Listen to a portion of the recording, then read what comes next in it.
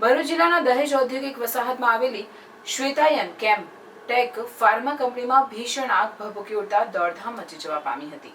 આ ઘટનાને પગલે ફાયર બ્રિગેડ દ્વારા તાત્કાલિક મેજર કોલ જાહેર કરી 8 થી વધુ ફાયર ટેન્ડરની મદદથી ભારે જહેમત બાદ આગ પર કાબુ મેળવ્યો હતો। ભરૂચ જિલ્લાના દહેજ ઔદ્યોગિક વસાહતમાં આવેલી શ્વેતાયન કેમ ટેક ફાર્મા કંપનીમાં અચાનક આગ ભભૂકી ઉઠતા કામદારોમાં નાસભાગ મચી જવા પામી હતી। આગના ધુમાડાના ગોટે ગોટા દૂરથી જ દેખાતા હતા, જેનાથી આસપાસના વિસ્તારોમાં પણ ચિંતાનો માહોલ સર્જાયો હતો। આગ લાગવાની જાણ થતાં જ ફાયર બ્રિગેડના લાશ્કરો ઘટના સ્થળે દોડી ગયા હતા અને આગને બુઝાવવા માટેના પ્રયાસો હાથ ધર્યા હતા અને એક પછી એક 8 થી વધુ ફાયર ટેન્ડરોની મદદથી ભારે જહેમત બાદ આગ પર કાબુ મેળવ્યો હતો। આગના કારણે કંપનીના કેટલાક ભાગોમાં ભારે નુકસાન થવા પામ્યું હતું। આગ કાબૂમાં આવી જતા હાલ ફાયર બ્રિગેડ દ્વારા કુલિંગની પ્રક્રિયા હાથ ધરવામાં આવી હતી।